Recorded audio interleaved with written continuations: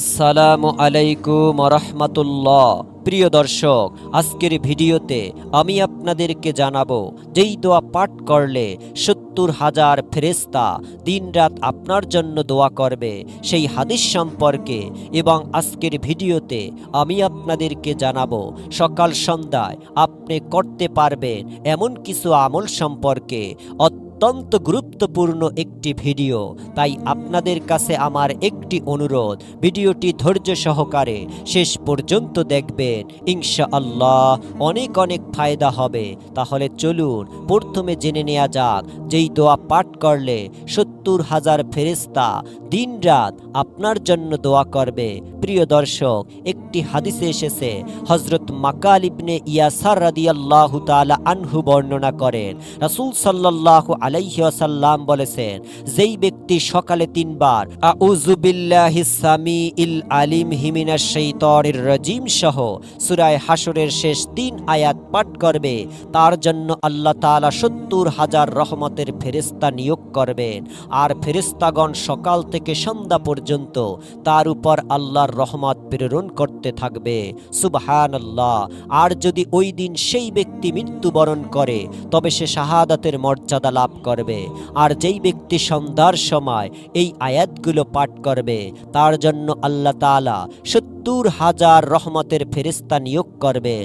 দর্শক, এই আয়াতগুলো বলতে সূরা হাশরের শেষ ৩ আয়াত, যেই ব্যক্তি সন্ধ্যার সময় পাঠ করবে তার জন্য আল্লাহ তাআলার ৭০,০০০ রহমতের ফেরেশতা নিয়োগ করবেন, যার উপর সকাল হওয়া পর্যন্ত রহমত প্রেরণ করতে থাকবে। আর যদি ওই রাতে সে মৃত্যুবরণ করে তবে শাহাদাতের মর্যাদা লাভ করবে। সুবহানাল্লাহ। প্রিয় দর্শক, তাহলে এই গুরুত্বপূর্ণ সূরা হাশরের ৩ আয়াত আমাদের অবশ্যই জানতে হয়। তাহলে চলুন আমরা জেনে নেই সূরা হাশরের শেষ ৩ আয়াত কি। সেটি হলো, আউযু বিল্লাহিস সামিইল আলিম মিনাশ শাইতানির রাজিম, হুয়াল্লাহুল্লাযী লা ইলাহা ইল্লাহু আলিমুল গায়বি ওয়াশ শাহাদাতি হুয়ার রহমানুর রহিম, হুয়াল্লাহুল্লাযী লা ইলাহা ইল্লাহু আল মালিকুল কুদ্দুসুস সালামুল মুমিনুল মুহাইমিনুল আজিজুল জব্বারুল মুতাকাব্বির, সুবহানাল্লাহি আম্মা ইউশরিকুন, হুয়াল্লাহুল খালিকুল বারিউল মুসাউইরু লাহুল আসমাউল হুসনা, ইউসাব্বিহু লাহু মা ফিস সামাওয়াতি ওয়াল আরদ ওয়া হুয়াল আজিজুল হাকীম।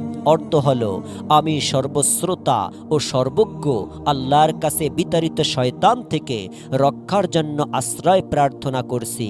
আল্লাহ সেই সত্তা যিনি ছাড়া আর কোনো মাবুদ নেই, অদৃশ্য ও প্রকাশ্য সব কিছুই তিনি জানেন, তিনি রহমানুর রহিম। আল্লাহ সেই মহান সত্তা যিনি ছাড়া কোনো মাবুদ নেই, তিনি বাদশাহ, অতি পবিত্র, পূর্ণাঙ্গ শান্তি নিরাপত্তা দানকারী, হেফাজতকারী, সবার উপরে বিজয়ী, শক্তি বলে নিজের নির্দেশ কার্যকর করতে সক্ষম এবং সবার চেয়ে বড় ও বিরাজমান থাকতে সক্ষম। আল্লাহ সেই সব থেকে পবিত্র যা লোকেরা করে থাকে, সেই পরম সত্তা ও আল্লাহই যিনি সৃষ্টির পরিকল্পনাকারী, পরিকল্পনা বাস্তবায়নের নির্দেশ দানকারী এবং সেই অনুপাতের রূপ দানকারী।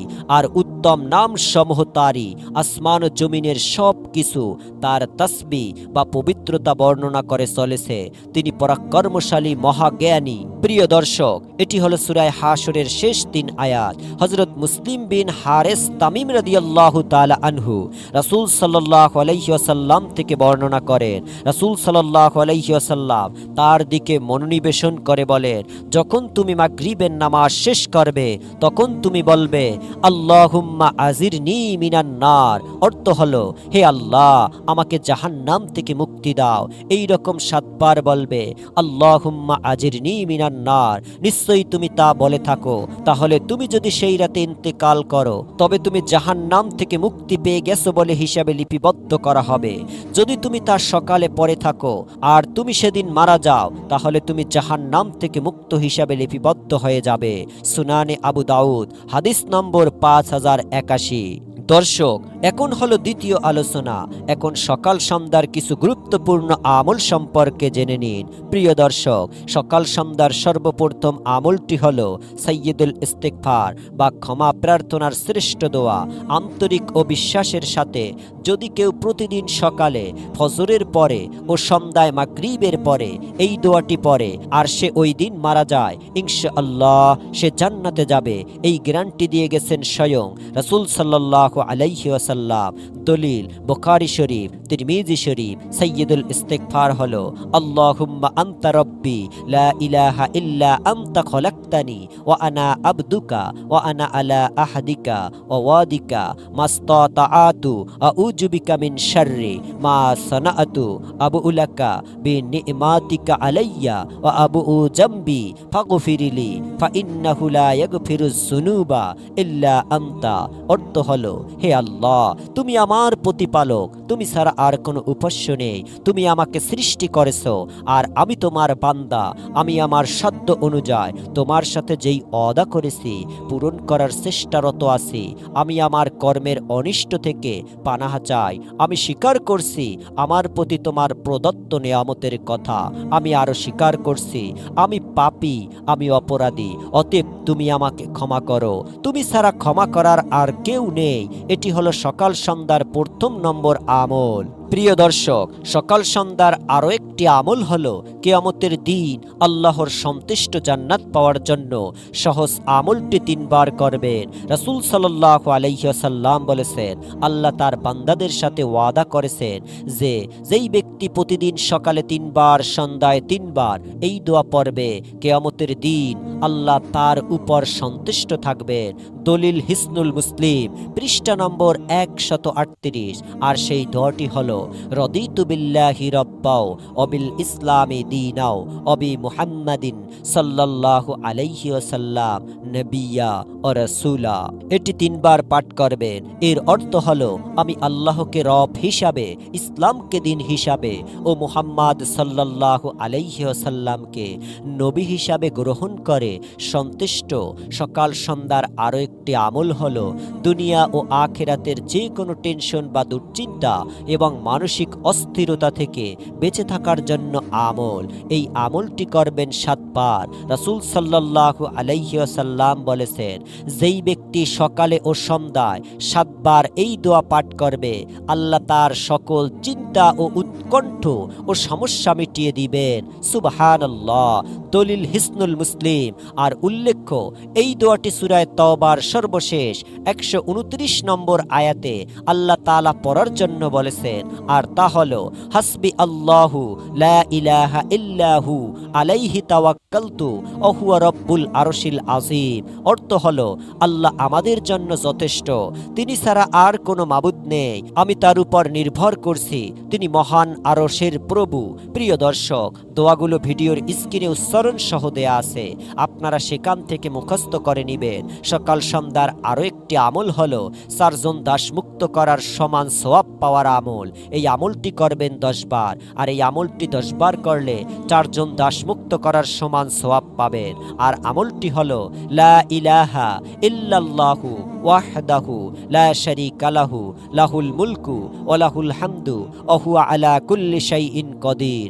নবী করিম সাল্লাল্লাহু আলাইহি ওয়াসাল্লাম বলেছেন, যেই ব্যক্তি এই দোয়াটি দিনে 10 বার পাঠ করবেন সেই ব্যক্তি ইসমাইল আলাইহিস সালামের বংশে 4 জন দাসমুক্ত করার সমান সওয়াব পাবে। সুবহানাল্লাহ। সহিহ বুখারীর হাদিস, মুসলিম শরীফের হাদিস। প্রিয় দর্শক, সকাল সন্ধ্যার আরেকটি আমল হলো আয়াতুল কুরসি পাঠ করা 1 বার। আয়াতুল কুরসি হলো সূরা বাকারার 255 নম্বর আয়াত। রাসূল সাল্লাল্লাহু আলাইহি সাল্লাম বলেন, যেই ব্যক্তি সকাল হওয়ার পর আয়াতুল কুরসি পড়বে সন্ধ্যা পর্যন্ত জিন বা শয়তানের কবল থেকে সে হেফাজতে থাকবে। আর যদি সে সন্ধ্যা হওয়ার পর পাঠ করে তাহলে সকাল হওয়া পর্যন্ত সে জিন বা শয়তানের কবল থেকে হেফাজতে থাকবে। নাসাই শরীফের হাদিস। প্রিয় দর্শক, সকাল সন্ধ্যার আরেকটি আমল হলো সূরা ইখলাস, সূরা ফালাক, সূরা নাস পাঠ করা। আবু দাউদ শরীফের হাদিস। হাদিস, তিরমিজি শরীফের হাদিস।